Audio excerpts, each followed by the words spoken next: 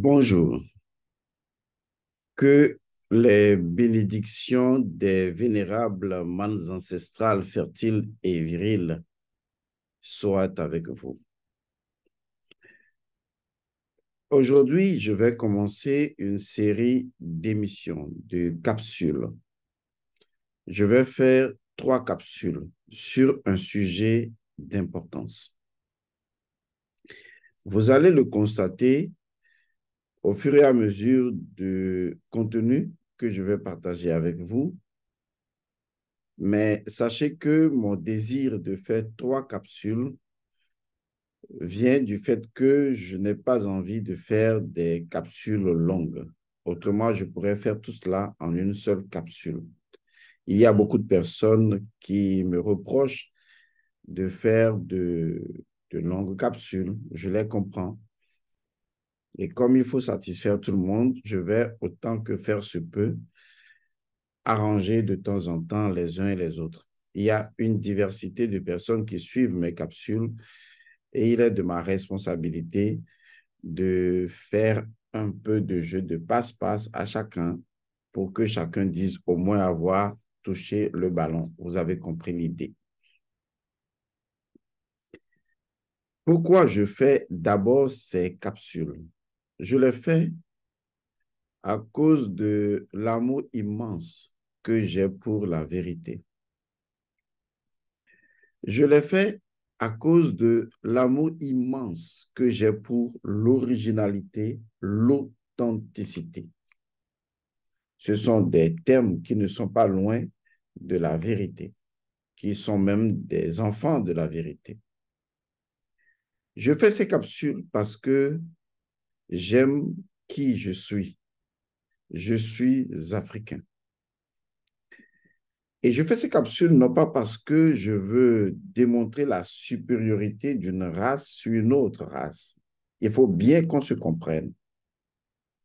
Je fais ces capsules parce que je suis la Mahad.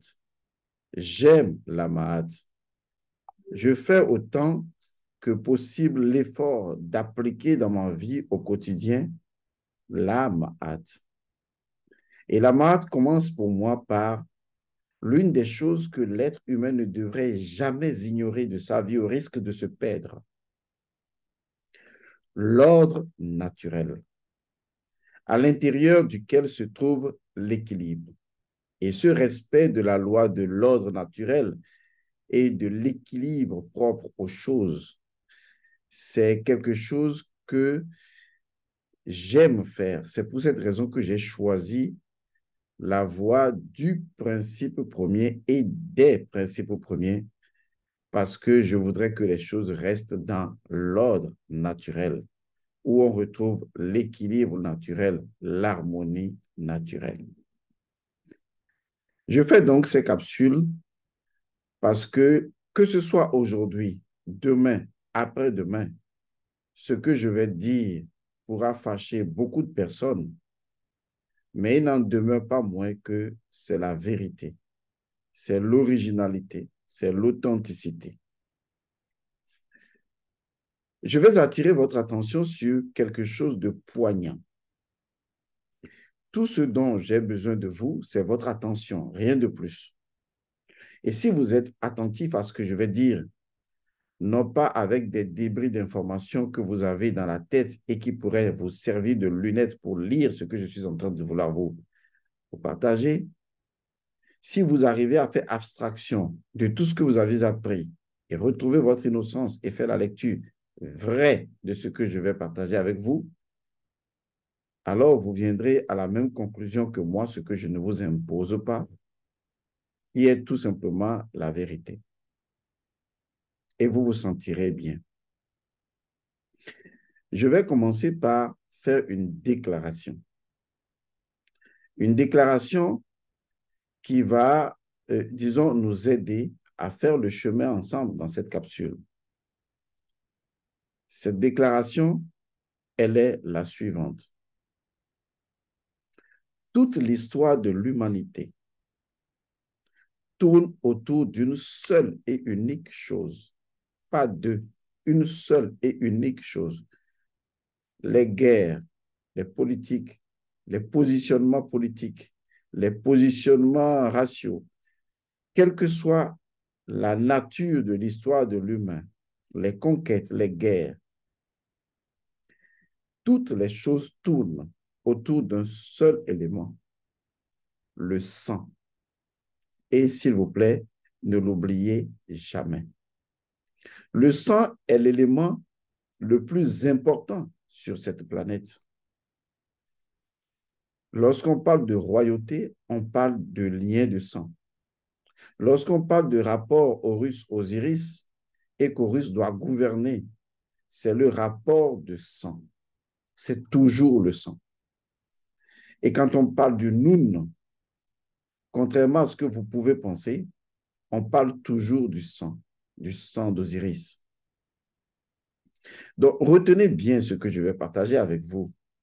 Tout, absolument tout, tourne autour d'une goutte de sang.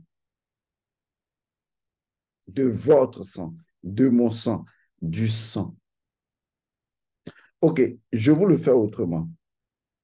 Pourquoi est-ce que le Jésus historique a d'abord transformé l'eau en vin et qu'ensuite, au soir de sa vie, au crépuscule de son existence terrestre, il a dû transformer le vin en sang. Prenez et buvez, ceci est mon sang. Parce que toute l'Eucharistie, toute la mystagogie tourne autour du sang. Celui qui peut maîtriser le sang, celui qui peut maîtriser son sang, peut maîtriser toutes les entités qui existent. Le sang, c'est le Nun. Le sang est la demeure des dieux. Que ce soit les divinités démons, les divinités bénéfiques ou intermédiaires, le sang les abrite toutes. Le sang est également l'Ouroboros. Donc, retenez bien une chose. Et si vous, Africains, vous comprenez ce que je vais partager avec vous, alors nous allons sauver notre peuple. Tout tourne autour du sang. Ne l'oubliez jamais. Maintenant, faisons un petit trou dans l'histoire. Allons trouver un de ces êtres historiques les plus abjects, les plus repoussants. Quelqu'un dont le seul nom peut faire gerber des personnes, révulser des gens. Celui dont le seul nom pourrait faire trembler, celui dont le nom pourrait choquer. Et pourtant, cette personne, aussi moralement mauvaise soit-elle, détient un fond de vérité et qui est en rapport avec le sang. Il s'agit bien évidemment de celui qui aurait déclenché la guerre mondiale, Adolf Hitler. Personne ne s'est réellement posé la question de savoir quelle est la vérité du point de vue de Adolf Hitler. Oui, je sais. Les livres d'histoire ont raconté toute l'affaire. D'accord, c'est bon. Mais combien de fois les livres d'histoire ont-elles raconté toute l'affaire et pourtant toute l'affaire n'était vraiment pas toute l'affaire? Et que les livres d'histoire sont en réalité complices. Je dis bien complices d'une manipulation machiavélique orchestrée par un système impérialiste. Si les livres d'histoire nous disaient vraiment la vérité, on n'en serait pas là où nous sommes aujourd'hui. Et notre peuple africain n'en serait pas là aujourd'hui. Parce que justement, les livres d'histoire ont été écrits par des personnes qui ont pris en otage toute l'humanité. Et je sais de quoi je parle.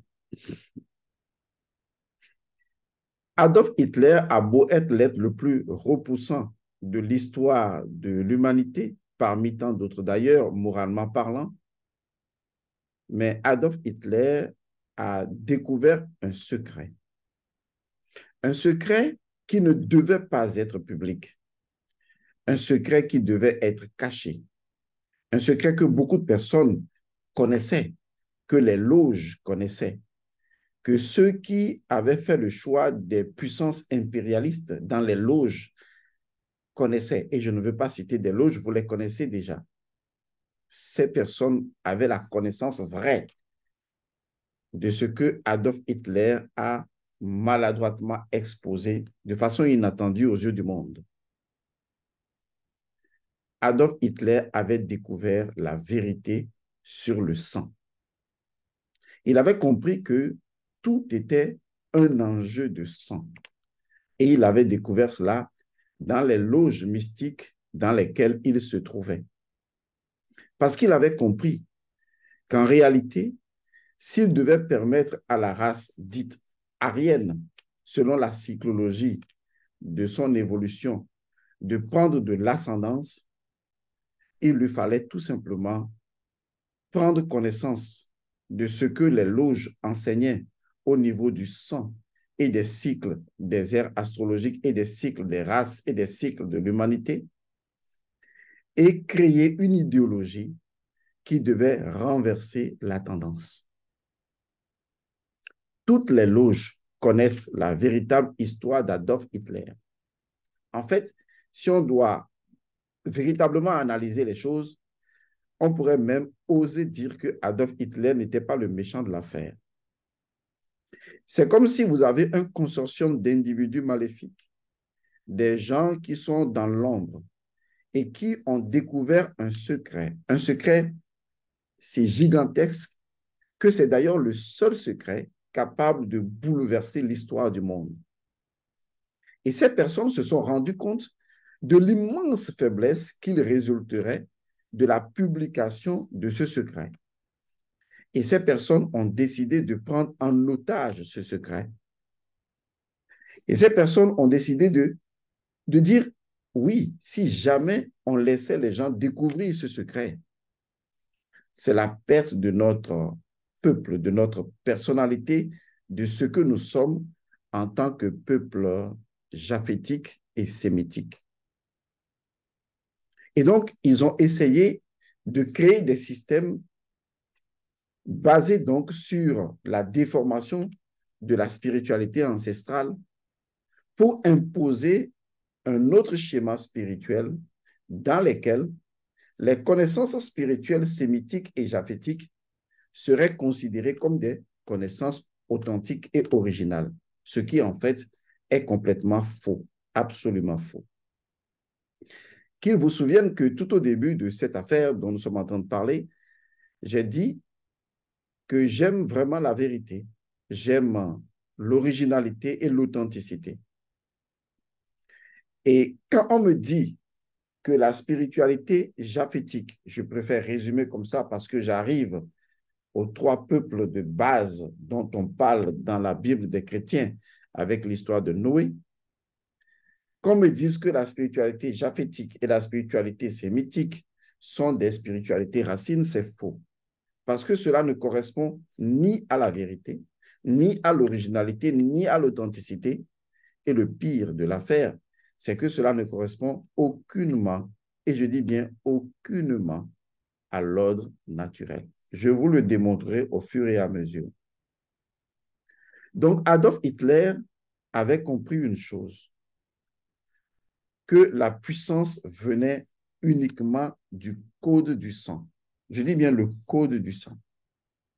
Il avait compris que la race aryenne avait un code du sang extrêmement faible, dératé, et qu'en réalité, il existait donc des codes du sang souches, et que ces codes du sang pouvaient survivre à n'importe quelle catastrophe, n'importe quelle décadence.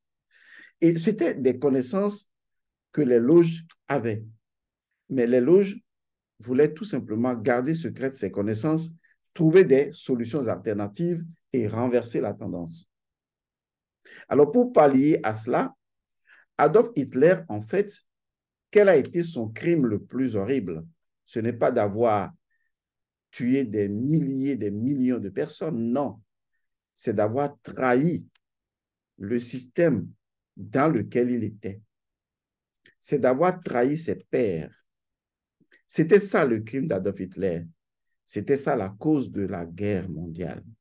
Adolf Hitler a trahi un secret, quelque chose de Mein Kampf qui ne devait vraiment pas sortir.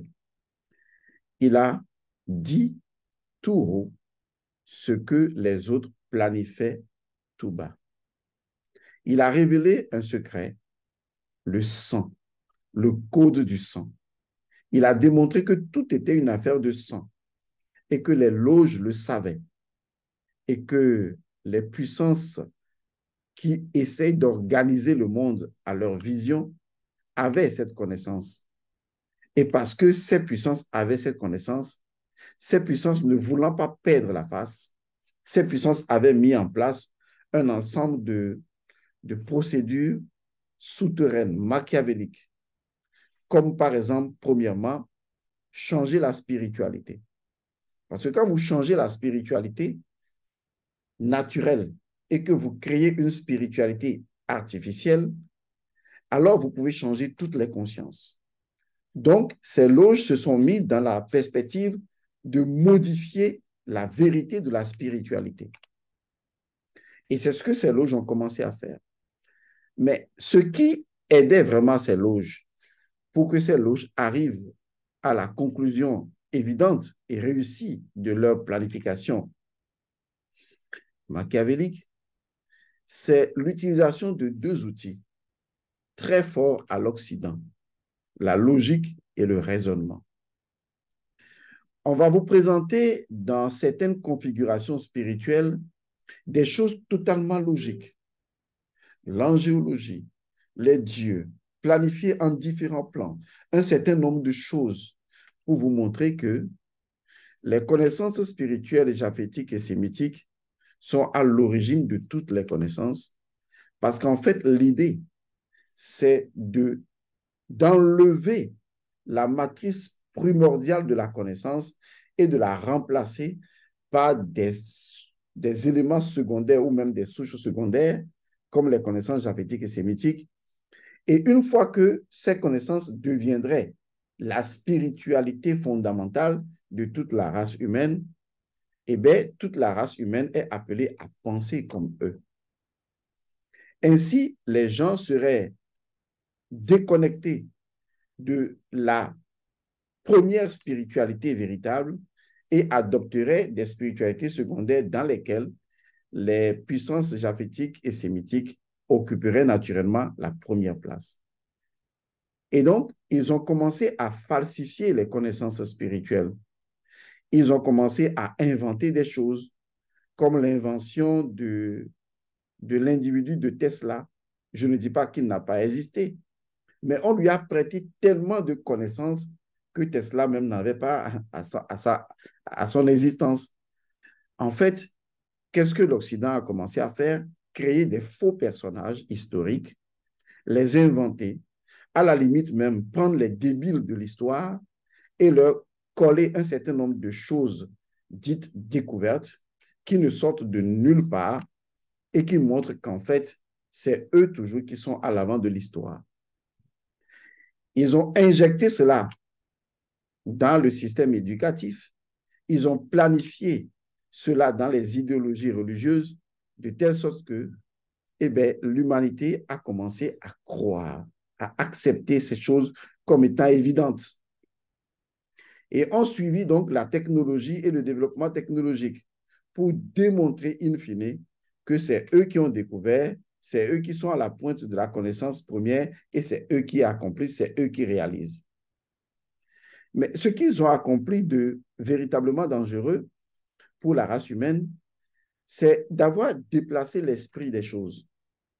Parce que lorsque vous déplacez toute la spiritualité d'un peuple, vous enlevez à ce peuple toute son identité. Du coup, l'individu ne pourra même pas penser de façon intelligente. En fait, on confond toujours ce qu'on appelle le raisonnement à l'intelligence, mais il ne pourra pas penser de façon intelligente parce que toute l'intelligence de l'individu est détenue par son identité. Et plus l'individu fond dans son identité première et véritable, plus il devient intelligent, puisque c'est de son identité qui peut être connecté à tous les éléments dont il a besoin pour créer, pour produire. Retirer à une personne sa spiritualité, c'est lui retirer même une parcelle, la petite parcelle de lumière dont il dispose, l'intelligence, la véritable intelligence constructive. Et ils ont veillé à cela. Ils ont fait des guerres, ils ont malmené, maltraité, imposé. Ils ont créé un monde qu'ils ont superposé à l'original. Adolf Hitler était une épine dans leur pied. Parce que pour avoir suivi les initiations dans les loges, Adolf Hitler avait découvert qu'il existait des races souches, pour ne pas parler de race, des peuples souches, des peuples dont le sang, je dis bien, des peuples dont le sang, et je le répète, les peuples dont le sang survivrait à n'importe quelle catastrophe. Le sang, encore le sang, toujours du sang. La vérité est dans le sang. C'est pour ça que j'ai écrit le livre La vérité du sang. C'est ce que Adolf Hitler a découvert. Il a découvert la faiblesse du sang de son peuple. Il a découvert que, en fait, s'il n'inversait pas les choses, s'il n'utilisait pas ce qu'il avait découvert contre le peuple racine ou le peuple souche, eh bien, il ne pourrait pas gagner.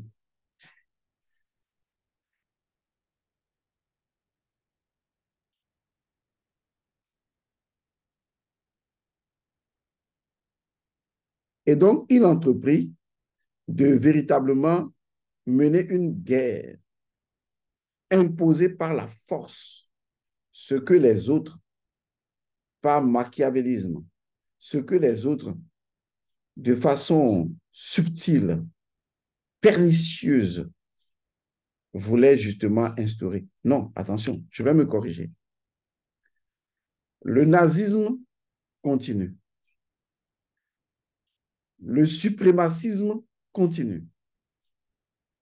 Les autres continuent de façon souterraine, pernicieuse, de rentrer et de corrompre l'histoire. Au fait, c'est tout ça. Et Adolf Hitler n'avait pas le droit d'exposer au grand jour ce que eux ils planifiaient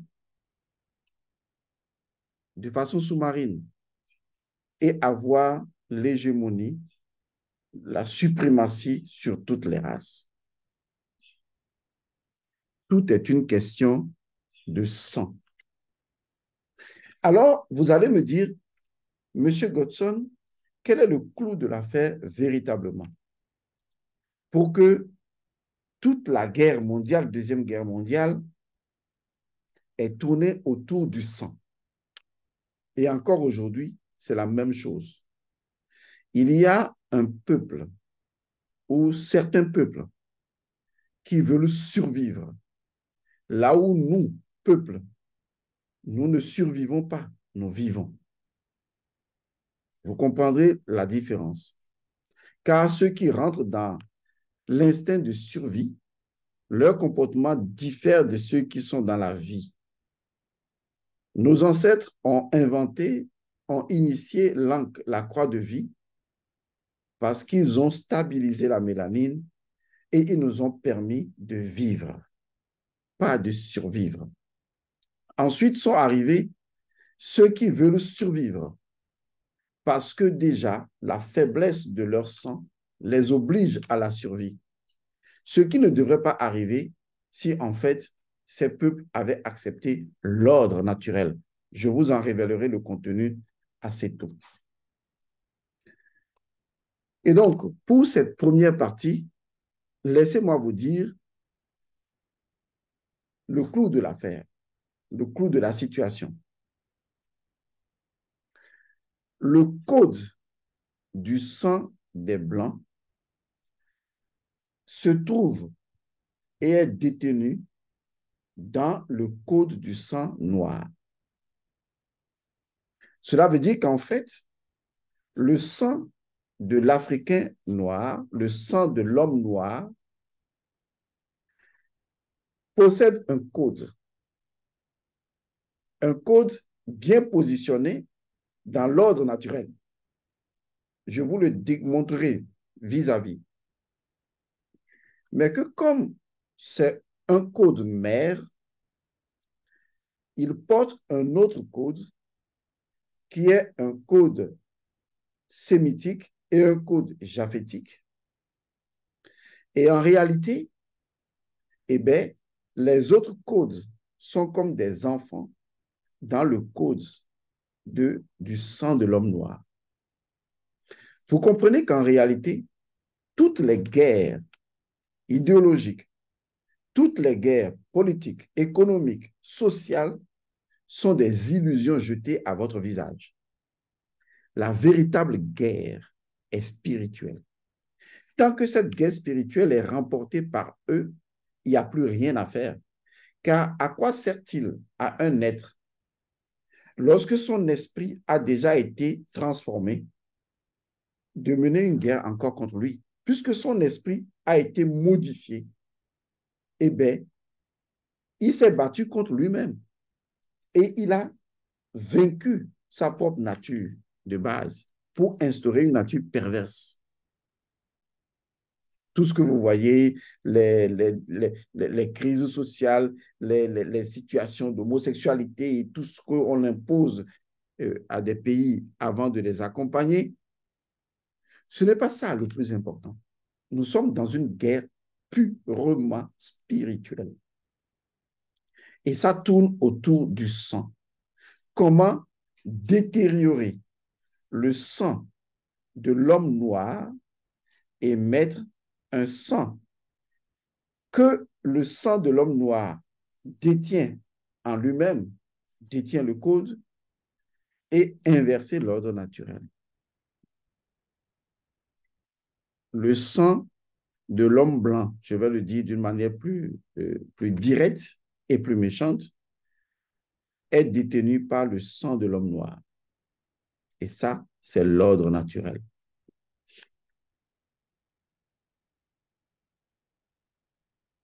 Arrêtons pour clarifier quelque chose. Il ne s'agit pas de hiérarchie. Non, ça n'a rien à voir. Il ne s'agit pas de supériorité d'une race par rapport à une autre race. C'est faux. C'est un peu cela qui conduit des Africains à devenir également des nazis, parce qu'eux-mêmes, par le fait qu'ils souffrent de débilité mentale liée donc à cette absence d'identité, ils deviennent leurs propres bourreaux sans s'en rendre compte, parce qu'ils ne comprennent pas qu'il y a une différence entre l'ordre naturel et une hiérarchisation de pseudo-race ou de pseudo-peuple. Nous ne sommes pas dans cette situation. L'ordre naturel ne dit pas que telle race est supérieure, non, non, non, ou tel peuple est supérieur. Ce n'est pas de ça qu'il s'agit. Il faut faire la différence. Ici, dans l'ordre naturel, il y a ce qu'on appelle une évolution progressive ou progressive dans le sang lui-même. Et c'est cette évolution progressive dans le sang qui fait que le positionnement du sang de ceux qui détiennent la mélanine se trouve être une racine par rapport aux autres sangs.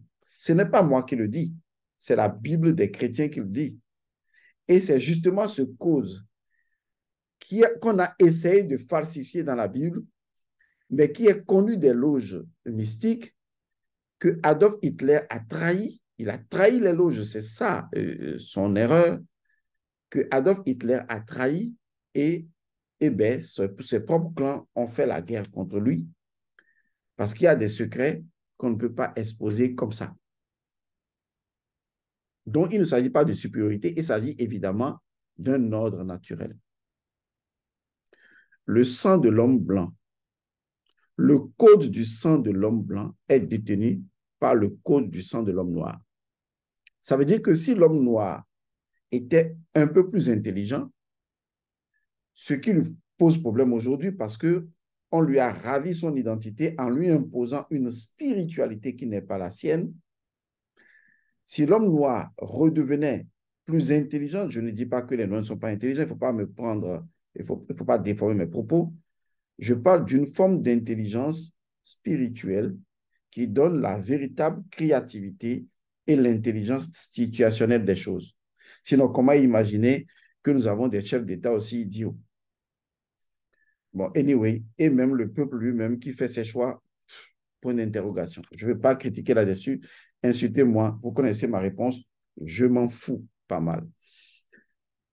Alors, le vrai problème aujourd'hui, c'est que tant que l'homme noir ne redécouvre pas l'authenticité et l'originalité de sa spiritualité, il est perdu.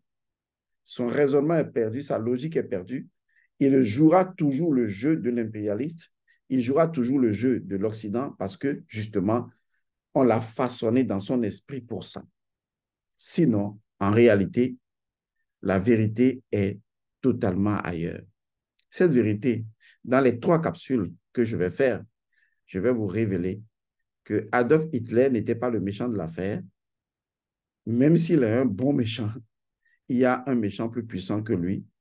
C'est ceux qui ont tout fait pour lui clouer le bec. Mais qui continuent ses actions sous d'autres formes d'idéologie et d'idéologisme, dans des tractations politiques, économiques et tout le reste, dans la perspective de modifier les configurations basiques du sang. Car il s'agit de ça, modifier les configurations basiques du sang. Par d'autres formes, comme par exemple la génétique, la psychogénétique, ça existe, ou la spiritogénétique, ça existe également. Car il s'agit de modifier les concepts, de modifier les comportements, de modifier les actions, de modifier les énergies pour modifier les configurations souches du sang. Et donc, en nous imposant un mode de vie qui est contraire à la nature, on vise une idée, c'est que sur plusieurs générations, on doit modifier les souches, les codes souches du sang, ce qui en fait est absolument impossible.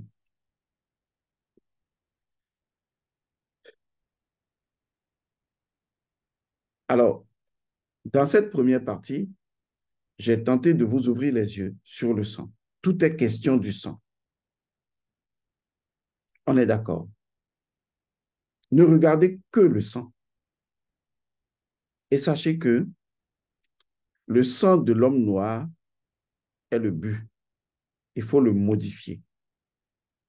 Il faut le modifier sur des configurations préétablies, systémiques, politiques, économiques, sociales. Toutes les activités de l'humain ne peuvent jamais avoir cours sans le sang. Et le sang porte les identités politiques, culturelles, sociales, raciales, ethniques de tout le genre humain. Et si en fait, on modifiait les effets comme les activités humaines, est-ce que en rétroaction, on ne modifierait pas les configurations basiques du sang? Ceci demeure une science que des gens aujourd'hui sont en train d'exploiter parce que leur but est plus grand que les Africains qui dansent sur TikTok ou qui font des bêtises à ne plus en finir. Alors, je vais m'arrêter là pour vous dire que dans la deuxième partie, je vous exposerai ce que Adolf Hitler a découvert. Je vous exposerai ce que les gens vous ont caché. Je vous le montrerai vis-à-vis. Mais c'est comme du déjà vu pour moi. Je sais que mon peuple, le peuple noir, va regarder la vidéo. Après, ça ne leur dira plus rien. Mais ce n'est pas leur faute. Parce que comme je viens de le dire, pour tuer un peuple, il n'y a pas besoin de grands moyens. Enlève-lui son esprit et remplace son esprit par un autre esprit. Je sais, on ne peut pas remplacer l'esprit, mais c'est exactement de ça qu'il s'agit. Et je peux même vous dire qu'on peut métaphoriquement remplacer l'esprit. Il faut connaître le principe premier de l'esprit. Ceux qui ont suivi le code Atum dans ma formation savent quel est le principe premier de la conscience. Car s'il y a une chose que la conscience détient au fond de la conscience, c'est la capacité que la conscience a de s'illusionner elle-même. Et donc, oui, on peut modifier l'esprit de quelqu'un. Et donc, une fois que vous avez modifié son esprit, ne vous occupez plus du reste. Tout le reste découlera naturellement. Même son cœur sera son propre traître. Je parle un peu clair et un peu en parabole, mais ceux qui peuvent comprendre comprendront. Je vais vous conduire vers la vérité. Je vous révélerai que dans la Bible se trouve la vérité que des gens ont découvert, qu'ils ont essayé de falsifier et que Adolf Hitler a exposé et que les autres n'ont pas aimé. C'est comme s'ils lui ont dit, mais non, tu casses notre secret. Nous, on savait tout ça depuis longtemps. Lorsqu'on a été en Égypte, on a découvert le secret d'Osiris. On connaît tout ça. C'est pour ça qu'on a créé ces loges-là pour cacher ça. Et on les fait venir dedans, on les modifie. Et on ne doit pas les amener surtout là. Parce que nous avons créé ces systèmes-là dans la perspective justement de modifier les configurations de leur sang. Puisque nous savons que tout l'enjeu tourne autour du sang. Nous les détournons de tout, de l'élément essentiel qu'est le sang. Et nous leur parlons de politique, de science, d'aide humanitaire, d'ONG et tout. Mais en fait, on sait que tout tourne autour du sang. Nous sommes dans une reconfiguration totale des souches, des codes souches du sang. Et toi, tu viens juste nous dire, oui, il faut mener des guerres. Nous, on menait les guerres depuis. Mais en sourdine, on est pernicieux, on est vilain, on est méchant, on est sournois. Et toi, Adolf Hitler, tu viens révéler tout ça aux yeux du monde pour montrer que, oui, c'est la race aryenne. Oui, ça, c'est ton idéologie. C'est ce que tu veux faire. Préserver ta race. Mais en réalité, les peuples souches ont quelque chose, ont ce quelque chose. Et nous le savons. Tu n'avais pas toute l'information. Bombardons Adolf Hitler. Il est le méchant. Il a voulu détruire l'humanité. En fait, c'est là que la morale de l'Occident commence à émerger par enchantement. C'est curieux, hein? Leur morale émerge rapidement, quoi. Ça change toute la donne. Le méchant devient, le méchant devient le gentil et le gentil devient le méchant tout de suite, rapidement. C'est incroyable. Et donc, ils ont commencé à écrire. Adolf Hitler est méchant, il veut tuer toute l'humanité. Adolf Hitler veut supprimer les gens. Adolf Hitler veut faire ceci, il veut tuer les Noirs, il veut tuer les Juifs. Oui, d'accord. On a vu cela. Les images choquantes, d'accord.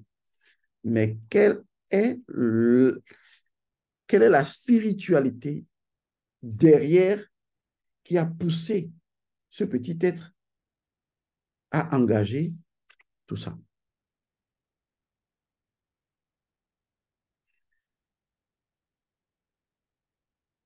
La survie de la race aryenne. Je vous retrouve dans une autre capsule. Pour le moment, je vous invite dans la formation sur les mannes ancestrales. Dans cette formation, comme je vous l'ai dit, vous aurez des choses incroyables.